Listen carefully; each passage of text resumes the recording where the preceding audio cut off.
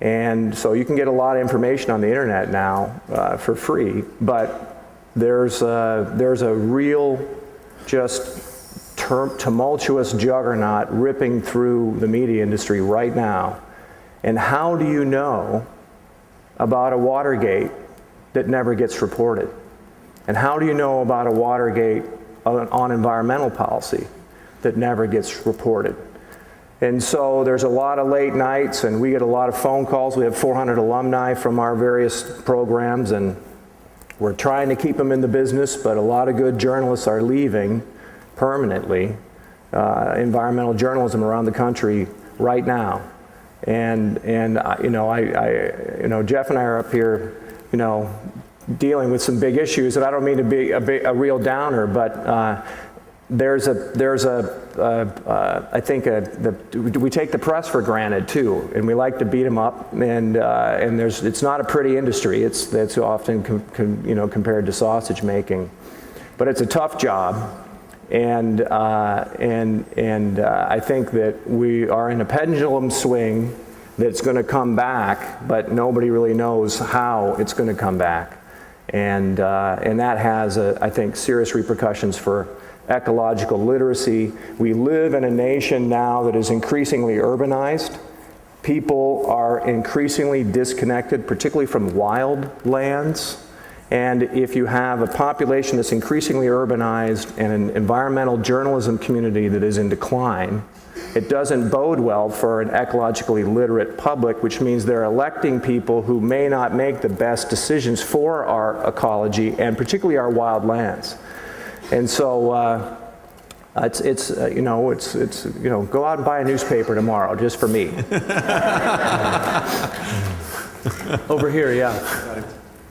My name is Ofer. I'm currently involved in developing a project in Israel which replaces freshwater irrigation with sewage, treated sewage.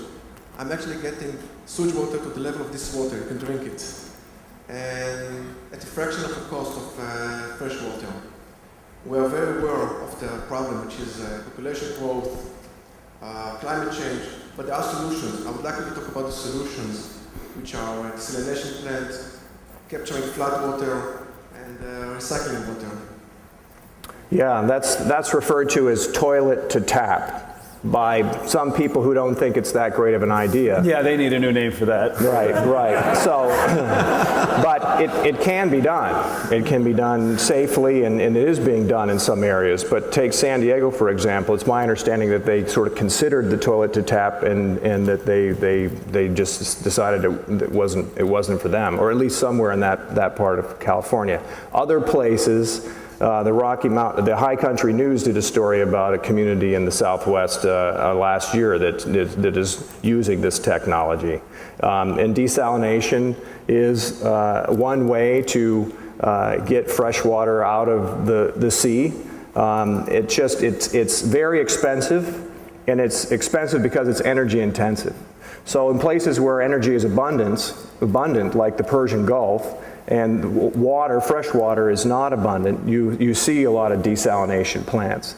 But there's a lot of companies out there racing for the new next technology so that we can use technology to get out of some of these issues as opposed to other methods. We have enough water on the planet, right? It's just not enough fresh water. Yeah, there's not enough water in all the places where we need it. So it's a water availability issue.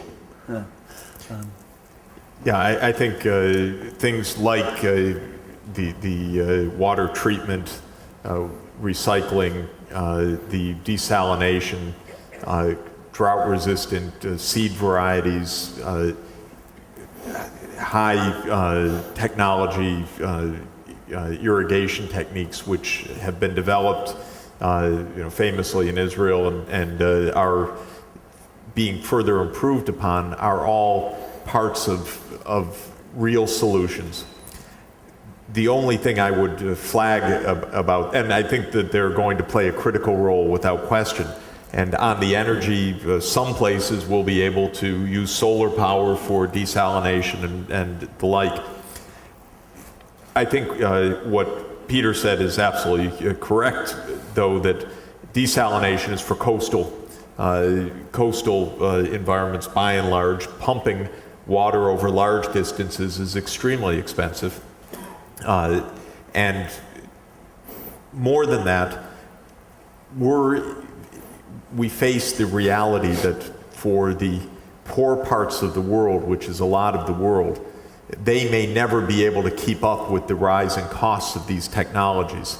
And that, for the very poorest places, they can hardly make any investments at all because they are living literally to survive day to day. There's no saving, there's no capital accumulation because there's no margin for survival. And for very poor places, in a lot of the world's developing countries, and there was a story about this in the Wall Street Journal today, about the mega cities. These places are being overrun by growth that is 5 or 6% per year of population, meaning that the population is doubling every 12 to 14 years. It's almost, these are in the big cities, for example, where people are streaming in from the countryside, or there's still a lot of natural population growth within the large areas. And we probably still have time, but just barely, to say that we're going to work together, all countries, to try to prevent this from spinning out of control on a very crowded and interconnected planet. But we're surely running out of time. And that is what's so hard for us to accept emotionally or intellectually, because we just don't do things before the wall is hit. Right.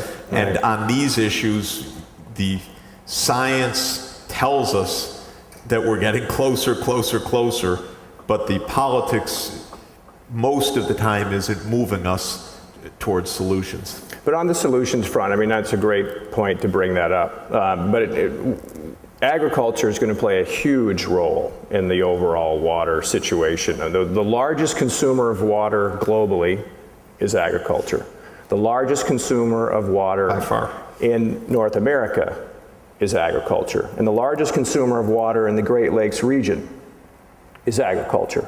So any solution about the water issue is going to depend heavily on agriculture and technological advances and management advances with water consumption. In the middle, in the back, yeah, over there. I don't know quite how to put this. I have to give WGN and NPR credit for many of the last 10, 15 years of discussions like this, or hints at discussions. But I'm wondering if these programs, such as you have taped like this, could be put on more FM programs, more FM stations, because people below the age of 30 hardly ever listen to. I know a lot of young people below the age of 30. They hardly ever listen to NPR, or they hardly ever listen to WGN, which has been doing such a good job.